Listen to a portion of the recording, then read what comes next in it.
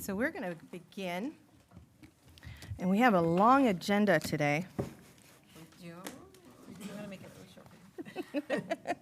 ¿No sabe tu agenda? Sí, porque no me la pusieron aquí.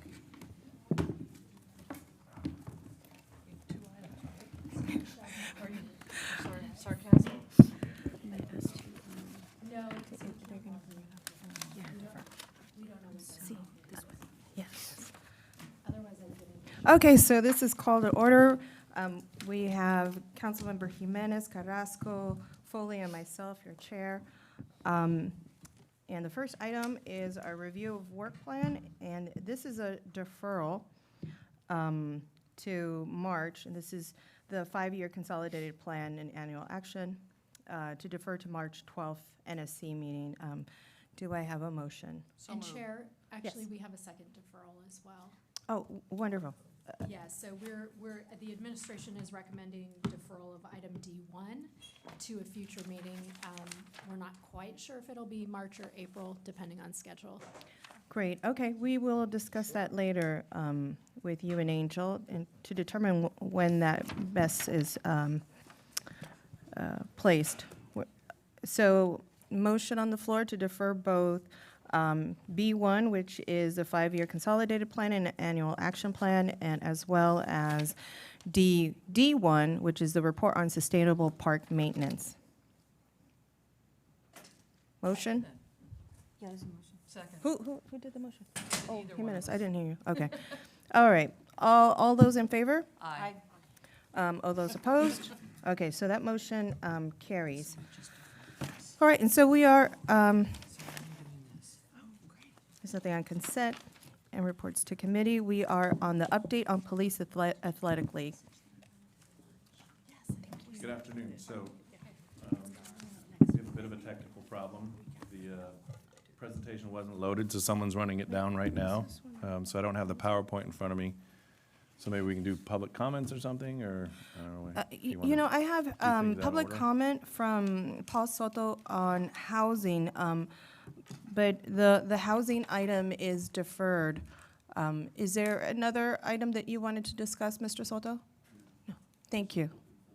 Okay, we'll change this one to open forum. Thank you.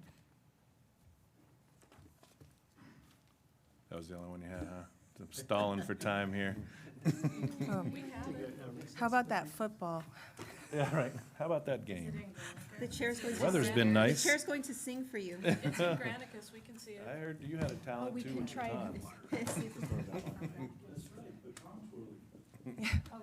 That's true. This is where Councilmember Carrasco shows us. Bring it to me. I'll do it. Right here. Oh, You come on improvise. now. You improvise. Let's see. That's it. Here it is. Give us about another minute to get it loaded up. Let me see.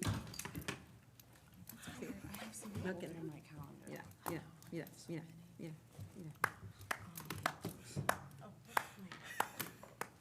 That is talent right there. This is called the fish. Please stop. This is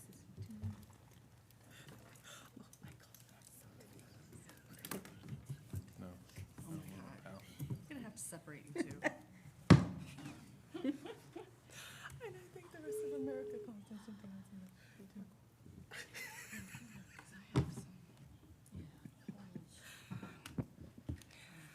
We're just waiting for the PowerPoint presentation to come online. Thank you. All right, I think we're all set. Thank you. So, good afternoon. My name is John Cicerella. I'm Director of Park Recreation Neighborhood Services. To my right is Avi Yotam. He is our Acting Deputy Director of Parks. And to his right is Captain Ta from the San Jose Police Department. At the last time we came before committee in the fall, we were asked to come back with what models had we considered for governance and operation, and go into a little more depth in detail about sort of the pros and cons. So that's what we're going to go through today. Also in the audience is the Executive Director of Powell, Joe Gallardi. so he's available to answer any questions you might have as well. So one of the alternatives we considered is Powell remaining the sole operator. And so they would continue to provide all the programming. We would provide maintenance as we're doing currently. Some of the pros of that, obviously we want Powell to offer programming. It's important to have a police activities league. We want to make sure that we can bridge that connection with the police department. So those are some pros. Another pro would be financial support for fundraising, board development, community connections. But that comes at a cost, so that's kind of a pro and a con. And what we would recommend in that situation is that we would provide some extra financial support to help with those things over a period of time, not permanently. With the goal, ultimately, also in the pro column, of the board having long-term sustainability for operations. Some of the cons to that model is that it would be no real significant change to the current model, other than we might invest more, again, in the development of the board and the fundraising activities.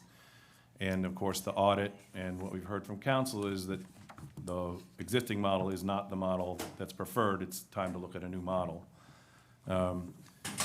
We wouldn't have, as a city, access to the facilities or fields as we don't now, right? Right now, we rely on Powell to program it. The city does not program it. We would have to continue to provide maintenance that comes at a cost. And then the additional funding I talked about around their development. So we're not recommending this model. And the second alternative, the city would be the sole operator. The Parks, Recreation, Neighborhood Services Department would operate the whole thing. So the pros of that, of course, is we would have access to a facility that we own, and we could program it. We have a lot of established organizations and leagues that have expressed interest to us to have access to the complex. There is a shortage of sports fields in the city. There's a lot of competition to get on fields. And so this would just increase that citywide inventory. Some of the cons of that is that Powell itself becomes just a user like anybody else. There's no real significance to them beyond any other league in that scenario. So that may diminish their role. And again, that wasn't the intent here. You know, the Powell model is that you have an actively engaged nonprofit that's really driving programming and driving this connection between the police department and the youth. And right now, we don't have a lot of capacity as a department to develop leagues and do that work. Now, we could add capacity to do that. We could add staffing to do that, but that would come at a cost. And so this model also would require additional funding by the city. We'd have to add staff to do operations, run concessions, manage leagues and things like that. So we're also not recommending this model. The third model, which we are recommending, which we're calling a hybrid model. So in this model, PRNS would stay the key or lead operator. We would sort of control the site. We would have someone from PRNS and someone from Police Department on the Powell board, and I'll explain more about that later. Powell's role would be as a primary program partner. They would do fundraising, the community connections, and of course that all-important connection with the police department. And then we would provide maintenance and some limited financial support to Powell. So the pros of this is that both Powell and City can program the field use. Right now, the use there isn't maximized. I think as many of you know, in the not too distant future, we're going to convert the football stadium or soccer stadium to artificial turf. That will mean we'll be able to program that year round, whereas right now there's a period of time we have to let it sit during the winter. That would certainly add to the city's, capacity for sports fields. This would also mean that Powell would continue to have a prominent role in terms of delivering on its mission, which is connecting youth and police through sports leagues and activities. As I mentioned before, you know, where we'd want Powell to focus as this primary partner would be those community relations, particularly in the neighborhoods around and the school districts around there. Fundraising, coordination with PD, but also development of the Powell board. Right now, the Powell board doesn't function, I would say, at a high level. It's not well connected enough to sponsors and fundraising and those kind of opportunities. You know, as we've heard in prior presentations, league participation has dropped over the years, so there's a lot of capacity to try to gain back.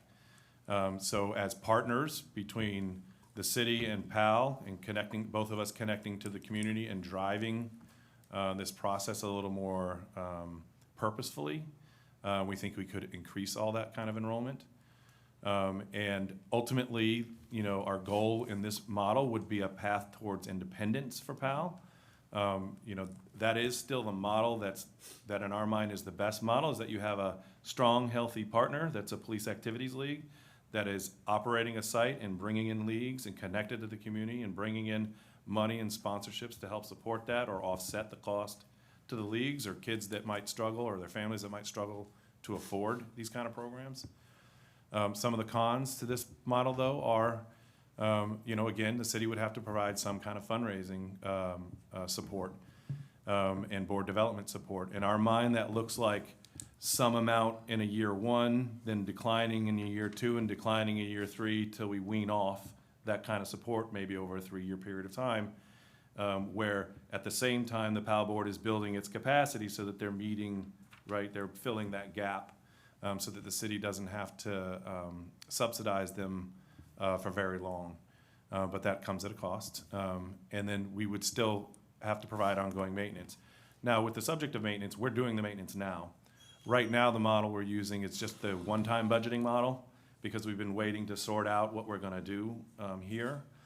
So in that situation, that would just mean making what's one-time ongoing. We have enough people to maintain the site. We have some people already in that model to help run programming at the site. We would still need to add folks and sort out things like who runs concessions. Concessions tends to be an area where you can make some profit and that can support programming or support scholarships and things like that, or go back into offset costs. And some of the scheduling, things like that. So on our end, it might be maybe 2 or 3 more FTEs to do all of that, or we could come to a conclusion where, say, Powell operated concessions, took that profit, put it into scholarships or put it into programming, things like that we could do.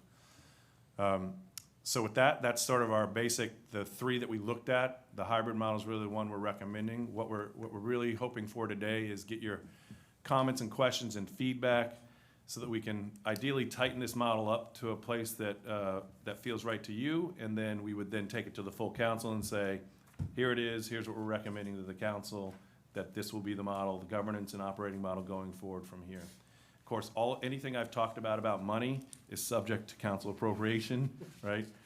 So I don't want to get ahead of ourselves and say we're appropriating anything here. You know, we'd have to go through that process. It'd probably be the annual budget process, given the time of year we're in right now. So with that, we're open to any questions or comments you have. Thank you so much, John. I know that you've been working very diligently on getting this just right.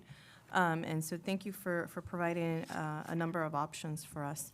I know Councilmember Esparza, you have some comments, correct? Yes, I do. Actually, I also wanted to start off and have the Captain Ta talk a little bit about the police department's commitment to PAL moving forward. If you could talk to that, Captain Ta. Yes, so Chief Garcia is heavily committed to this program. As you guys know, it's one of the few programs that we have that consistently allows police officers to, in a positive setting, interact with children and the community. So he's very committed to making this successful. And as soon as PAL kind of gets fully functional again, we've come up with some pretty creative ways, I think, to staff those activities and those programs when they come up. And so you would be prepared to kind of share that a little bit more afterwards, after you work on the plan and come back to council? Would that be the time to share that information with us so that we could get an idea of how the police department would commit to staffing Yes. PAL? Okay. Yes. Thank you. First off, I wanted to thank folks from PAL for coming here today. And I wanted to thank my colleagues, council members Carrasco and Arenas, who brought this issue to the city, a few years ago? It was definitely before we came on. And because I think it was our one of our first meetings last year where the audit came back to council. And so, and after that, I became the Powell liaison. I just wanted to comment that a tremendous amount of work has gone into developing a shared commitment moving forward. And the city and the Powell board had a meeting in December to really talk about our commitment that Powell should be really a light for the city, particularly for kids in East Side who are not using Powell as much as we would like. And I think what came out of that meeting was that we all wanted the same thing. We all wanted Powell full of kids and full of families. We wanted a successful Powell organization.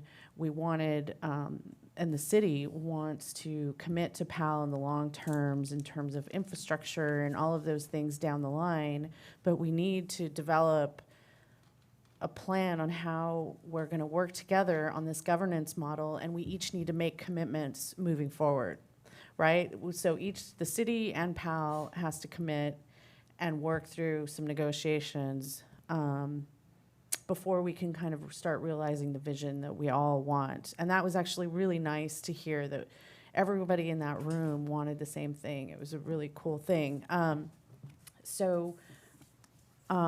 wanted to ask John if you could talk about, so what after today, provided we move on one model, then what happens in terms of negotiation? How long do you think that will take before it can come back to council?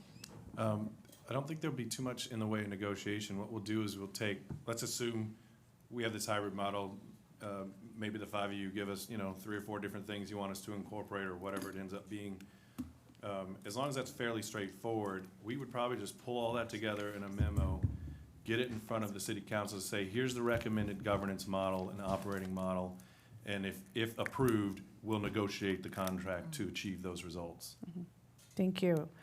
And so since you're asking for feedback today, my feedback is that Powell is not that vibrant right now, and I want Powell to be sort of the face of the community for the fields moving forward.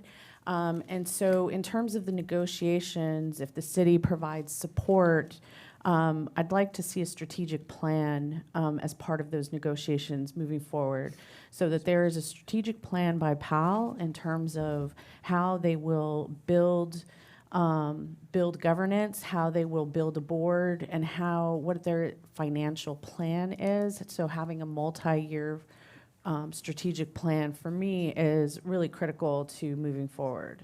And I would like to see a commitment to that in the negotiations. Sure, yeah, and what we would do is we would just incorporate that into the contract as a condition of the contract. Thank you. So with that, I'm sure there will be lots of other questions, but I wanted to make the motion to move forward on alternative number 3, the hybrid model. Second. Thank you.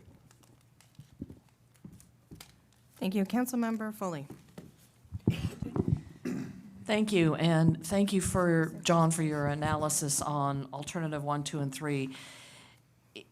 In speaking to Councilmember Esparza's points about partnership and collaboration, this seems to be the best model that will ensure success.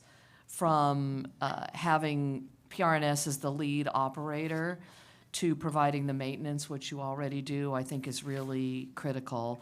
And a strategic plan is essential to particularly the fundraising component, but also in opening up and expanding the program to make sure that children are benefiting by the access to Powell, and which they are to a little degree, but it should be a much more bigger and more vibrant program. And that's why we've been talking about this us for over a year, but them for longer than that. So I really appreciate that and the leadership that my council colleagues have taken on this. One question I had, or I had a couple of questions regarding the fundraising component. John, you had mentioned that Powell would have the chief fundraising component, but there would be limited financial support from the city, and that you also said that we would be responsible for fundraising too. Oh, Is that sorry. not what you meant, or No. I misheard you? Yeah, I did not, yeah. Okay. In this model, we definitely want PAL to be, like Councilmember Esparza said, out in front, the face of the program, but definitely doing the fundraising like board of directors should do. You know, Even more, that makes it even more imperative that we have a strategic plan as part of the agreement, because the strategic plan should include how they intend to fundraise and the amount that they need to fundraise. How much do they need to fundraise to keep the program going or improve the program, increase the program? Well, I can ask Joe to come up and speak to what the financials are today. The trick is, though, is they're not reaching their full potential. So I don't have an answer for you to say, what does that look like? What does that take or cost to get to that full potential for the use of the site? And even if we look back far enough to say, what was it when it was working better? It's hard to predict the future, because once we put in that artificial turf, the ceiling gets higher, right? Right. We actually increase the capacity to improve and do more. But a lot of that revenue, to my understanding, Joe, comes off of just the league fees that they're taking. Okay. It So does- they're there's not getting a lot- sponsors or anything like that? A little bit, and Joe can perhaps speak to that if you want him to. But mostly it's coming off the fees off the leagues. Okay. Then thank you. So I look forward to the strategic plan when it comes back, because that detail is really, really critical to the success and the survival of the PAL program. One other question then regarding to PRNS, this will require staff time. So how much additional staff time will it require, and do you need to have an additional staff person to take it on? In this model, again, depending on what we decide around concessions, which should be a moneymaker, meaning it should help pay all or most of itself, right, be revenue supported. But let's set that aside for a minute, because we haven't quite decided, should it be Powell or should it be the city doing that? Outside of that, it's probably one or two more positions that we would need to operate the whole facility the way we're looking at in this model. If they run the concessions? If they ran the concessions. Okay, and less if we don't run the We'd need concessions? more employees if we ran the concessions, Got it. Yeah. Oh, less if PAL runs the concessions, more if if we do. PRNS runs it. Correct. Okay, good. All right, thank you. That was all my questions. I appreciate it, but I highly am in support of alternative 3, and I thank you for thinking out of the box and bring a hybrid through to us. Councilmember Carrasco. Thank you. Well, I don't have many comments. My colleagues have already expressed most of what I was thinking, other than thank you so much for the work that you've been doing, and I want to thank Maya Esparza also for really taking a lot of this on. We've been working on this for quite some time. And I just want to reiterate a couple of things. That this has been a hidden gem on the east side of San Jose. We want to make sure that we continue to provide services and programming to our youth in the city of San Jose, especially to the youth on the east side, right?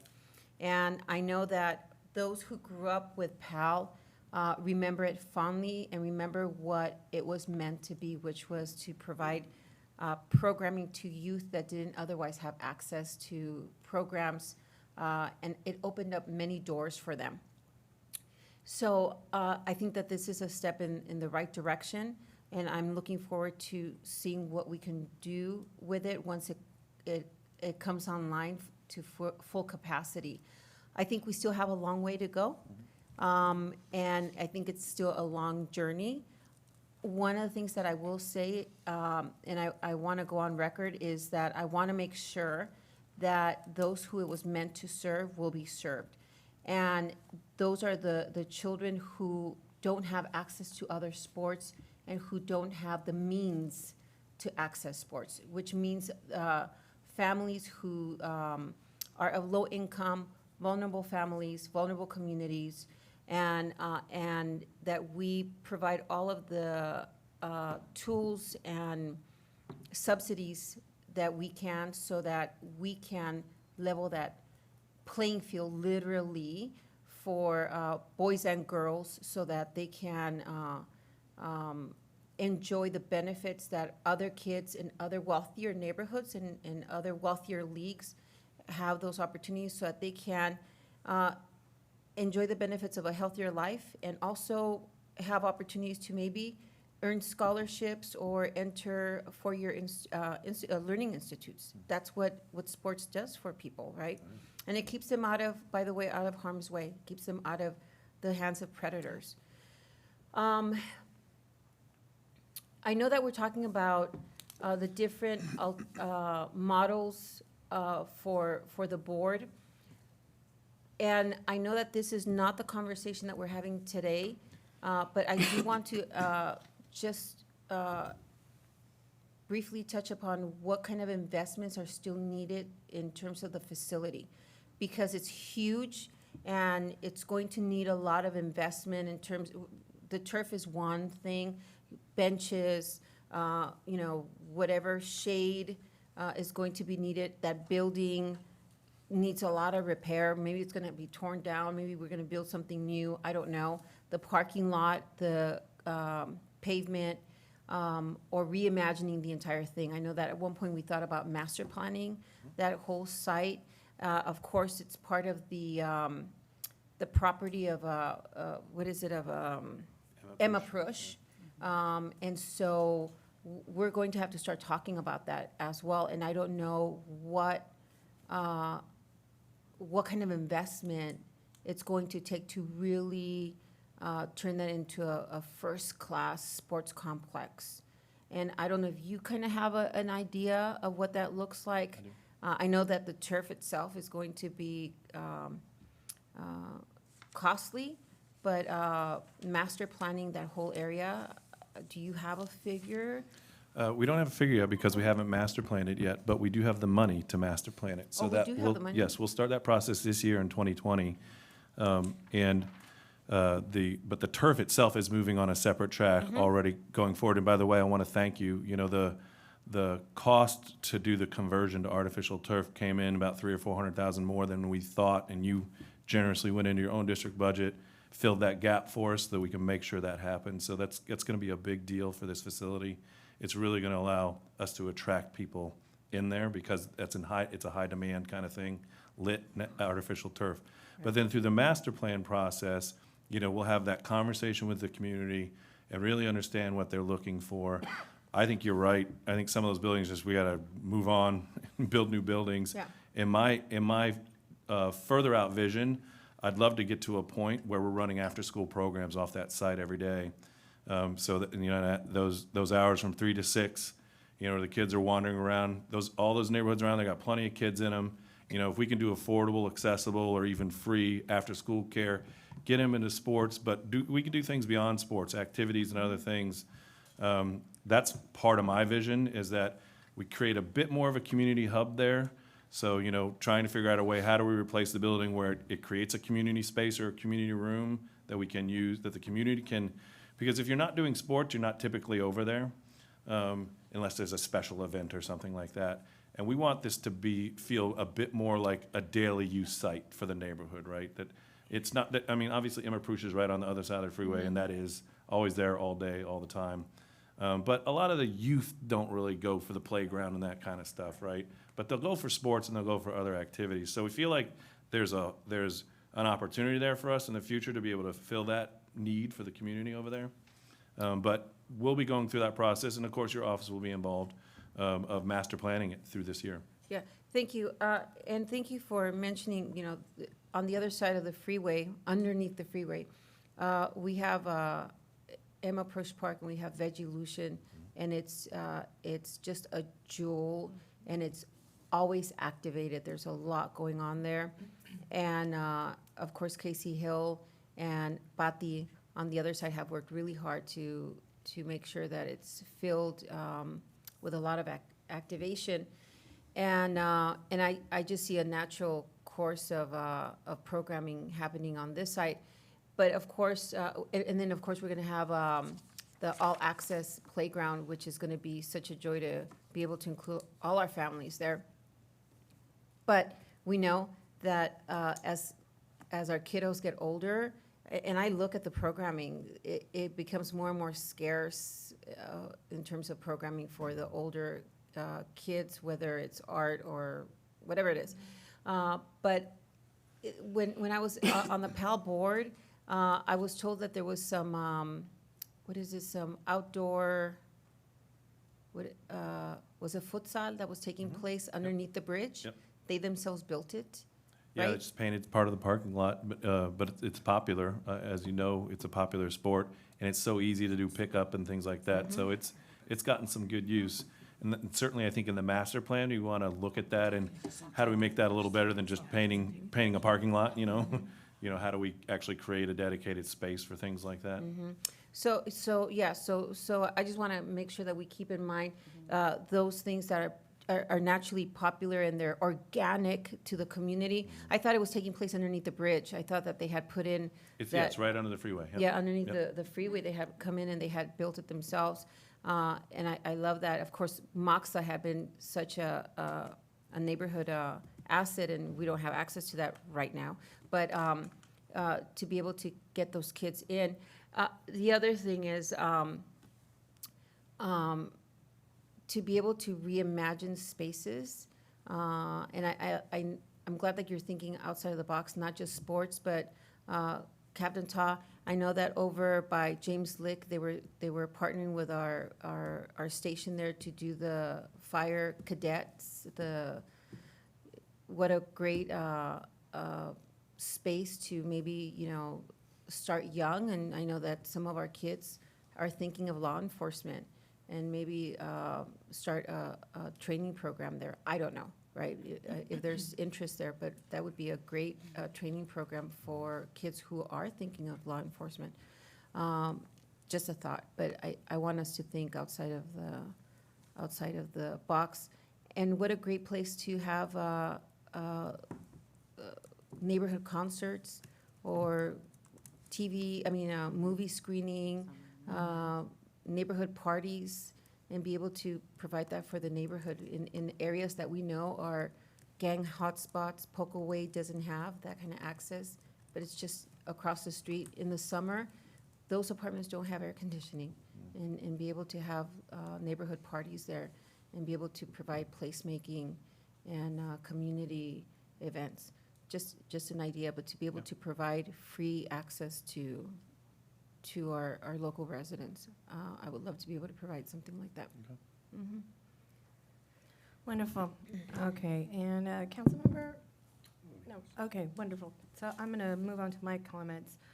Now that we're on the subject about honoring what is organically happening in our neighborhoods, I know we tend to, when we say sports, we think about the boys, and it's the way that typically children are sometimes continue to be socialized, right? Indoor plays for young girls and outdoor plays for boys, and I know we're shifting that completely, and so I want to make sure that that is built into the way that we think about.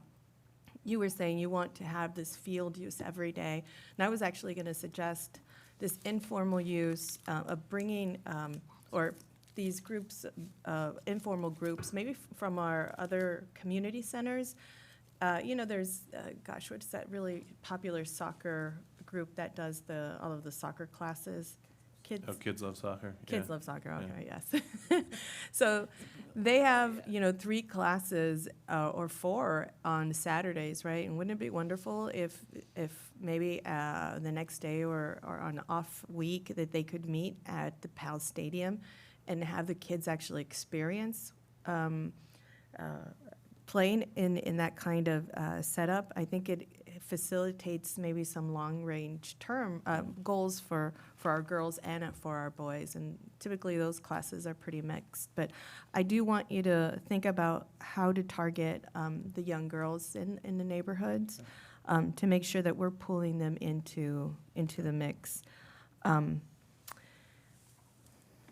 All right, I'm going to start at the top. I'm going to support the motion on the floor. I think that is, I like the recommendation that you've made. And I want to just comment on scaffolding the success of this. One of the questions I have is about the capacity building for the board. Have you all connected with Silicon Valley Council of Nonprofits for skill building, or what's? That actually wasn't our thinking. I'm glad you brought it up. We haven't yet, because we haven't yet got to the model. But we have a good relationship with them as it is. So yes, that's an area we would seek their help. Wonderful. So you've already begun that conversation. No matter what of these models come out, there's going to be a model, and Yeah. they can be supportive of any of those by personalizing their training to the structure that we choose. Yeah, I haven't had that specific conversation with Kara, but we've had a lot of conversations about how we work better together. Largely what we've been talking about right now is in our what we're calling our community center neighborhood partners, but reuse, right?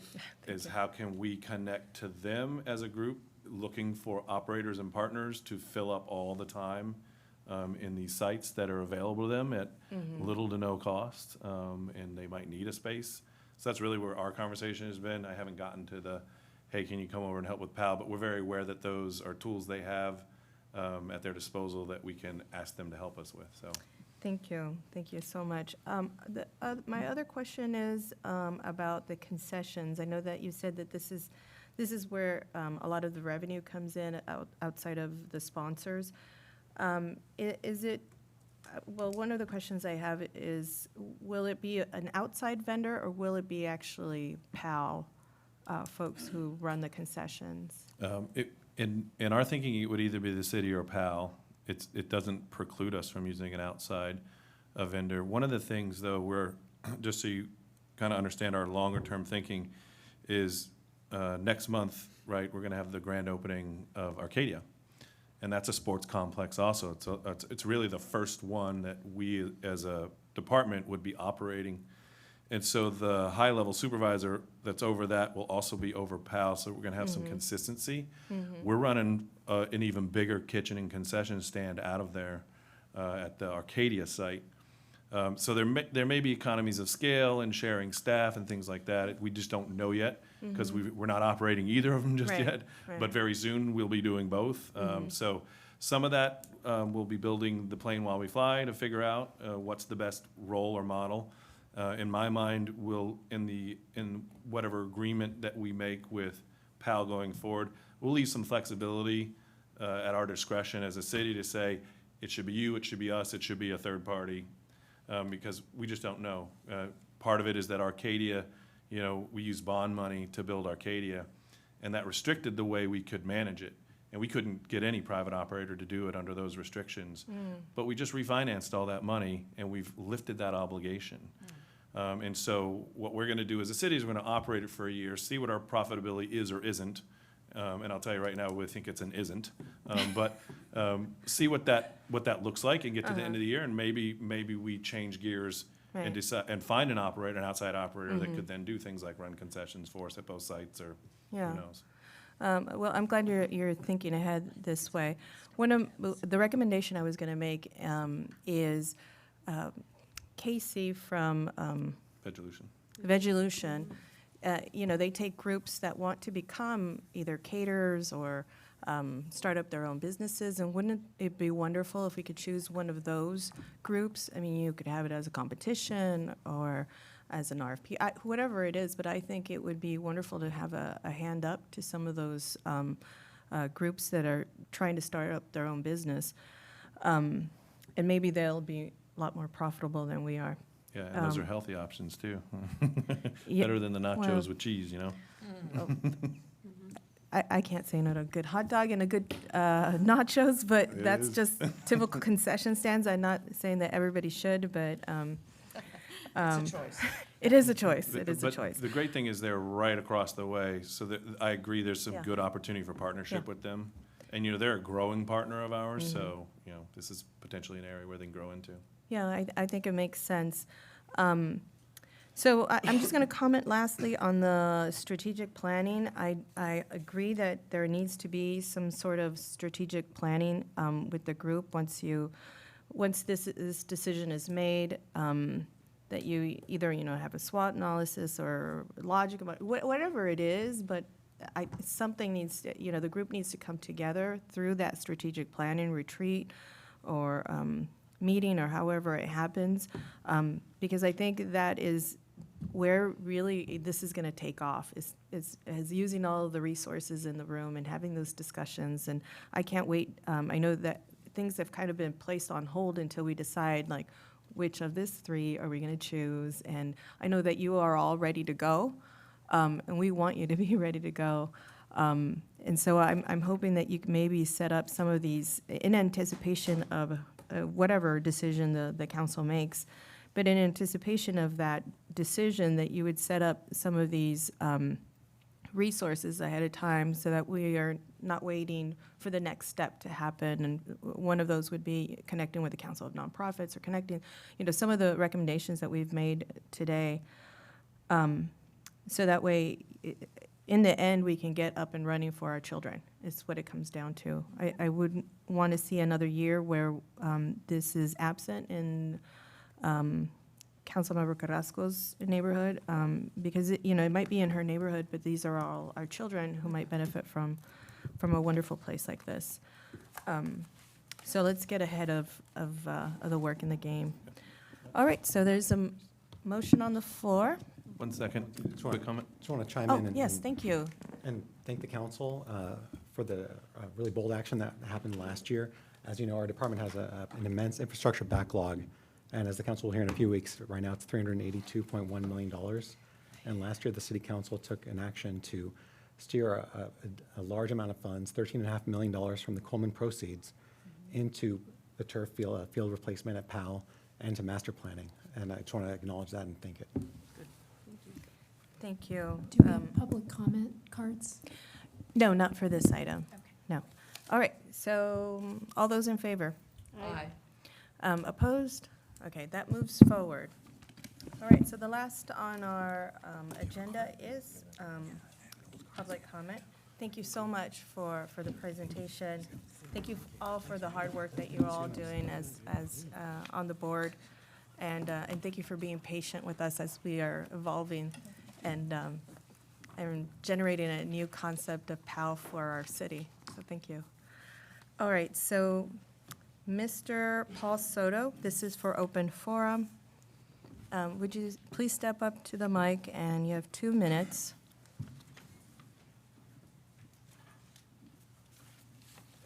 Good afternoon, Paul Soto.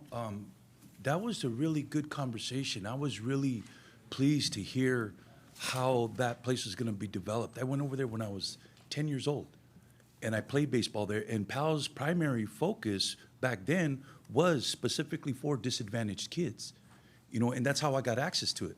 I remember when it was built. And I remember night games when we went there, and when we showed up and all the lights were on, and you felt like a professional baseball player. For a young kid to have that feeling, a night game, people yelling and the lights are on, and it was a really, really cool experience. So this is really a good experience for me. The reason why I'm here was to thank Councilman Jimenez for the proposal that you made with the shelter. It was very wise of you to not only propose for the housing shelter beds, but the tiered transition. You go from the shelter, then you go to supportive housing or transitional housing, and then you go on to permanent housing. That should be the trajectory for somebody coming off the streets. If you get them straight from the creek and just thrust them into a permanent housing situation, some of the social problems and some of the social issues that they're contending with are not really dealt with, and that surfaces within the context of the permanent housing. And so by tiering the person, shelter, transitional, supportive, permanent, then the person's ability for success increases. And so when I saw that, I was encouraged by it. Yeah, my time's up, but thank you. Thank you very much for that, and I look forward to the council meeting with regard to that issue. Thank you, Mr. Soto. Mr. Beekman, you're next.